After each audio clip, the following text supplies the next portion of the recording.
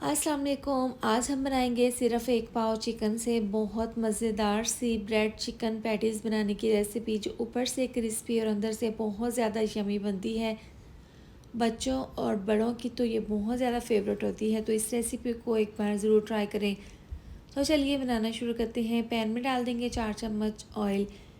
Oil गर्म होने के बाद 1 चम्मच लहसुन अदरक का पेस्ट डाल देंगे। डालकर इसके अंदर हाफ़ प्याज बारीक चॉप करके डाल देंगे और लहसुन अदरक के पेस्ट के साथ हमने प्याज को हल्का सा फ्राई कर लेना है। इसमें कलर नहीं लाना, बस हल्का सा सॉफ्ट कर लेंगे। अब इसके अंदर हाफ़ प्याली डाल देंगे बारीक चॉप की हुई गाजर।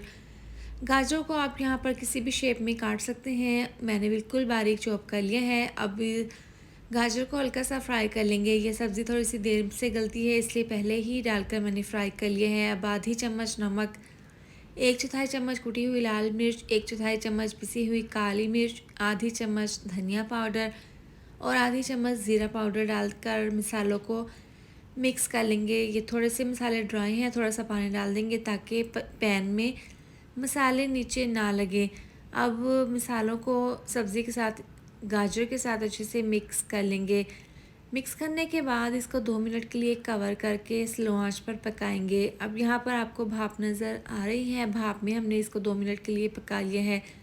यहाँ पर मसाले अच्छे से पक गए हैं और गाजर भी हल्की सी सॉफ्ट हो गई हैं। इसके बाद हाफ़ प्याली बारीक चॉप की हुई शिमला मिर्च डाल देंगे। इसको हल्का सा मिक्स कर लेंगे। आपने नीचे से आंच बिल्कुल स्लो ही रखनी है, अगर तेज़ आंच पर पकाएंगे तो सब्ज़ियाँ और मसाले जल जाएंगे। तो आपने स्लो आंच पर इसको मिक्स करते हुए पका लेना है। 2 मिनट के बाद इसके अंदर चिकन शामिल कर देंगे। 1 पाव चिकन है, बोनलेस चिकन था, हल्का सा नमक डालकर इसको मैंने बॉईल कर लिया था। अब इसके मैंने रेशे बना लिए हैं। ये डालकर मसालों के साथ, सब्जियों के साथ इसको अच्छे से मिक्स कर लेंगे ताकि तमाम मसालों का और सब्जियों का फ्लेवर चिकन में अच्छे से आ जाए। इस तरीके से मिला देने के बाद इसके अंदर हम डाल देंगे तकरीबन 2 चम्मच मैदा। ये डालकर इसको हल्का सा मिक्स कर लेंगे। इसके बाद इसके अंदर डाल देंगे थोड़ा सा पानी। मैदा डालने से ये होगा कि इसमें बहुत ही क्रीमी सा और ज़बरदस्त सा टेक्सचर बन जाएगा इस मिक्सचर में। तो इस तरह से पानी डालकर इसको अच्छे से मिक्स कर लेंगे और यहाँ पर इसको स्लो आंच पर पकाएंगे। ये मिक्सचर बिल्कुल तैयार है, लेकिन अभी इसको थोड़ा सा पकाएंगे ताकि मैदे का कच्चापन दूर हो जाए। तो अब यहाँ पर पानी डालकर इसको मैंने अच्छे से मिक्स कर लिया है। इसके बाद इसको हम स्लो आंच पर 2 मिनट के लिए कवर करके पका लेंगे। 2 मिनट के बाद इसको हल्का सा मिक्स कर लेंगे। अब ये मिक्सचर रेडी है, इसको हम साइड पर रख देंगे, इसको आगे जाकर इस्तेमाल करेंगे। इसके बाद एक बाउल में डाल देंगे 2 कप मैदा। इसको मैंने छान लिया था। हस्बे ज़रूरत टेस्ट के हिसाब से नमक डाल देंगे, थोड़ी सी पिसी हुई काली मिर्च डाल देंगे। अब पानी डालकर इस मिक्सचर को हैंड विस्क से अच्छे से मिक्स कर लेंगे। आपने हैंड विस्क से ही मिलाना है, वरना गुठलियाँ बन जाएंगी। तो आपने ज़्यादा पतला या ज़्यादा गाढ़ा नहीं रखना, इस तरह से ये बैटर तैयार कर लें। यहाँ पर है 2 अदद ब्रेड के स्लाइस। सबसे पहले हम इसको काट लेंगे। तो यहाँ पर कटर की मदद से इसके अंदर से गोल स्लाइस इस तरीके से निकाल लेंगे।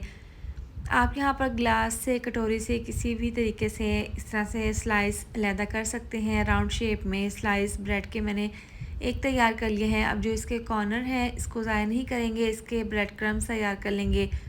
तो तमाम राउंड शेप में मैंने ब्रेड के स्लाइस तैयार कर लिए हैं। इसके बाद इसको हम तैयार कर लेंगे इस तरीके से।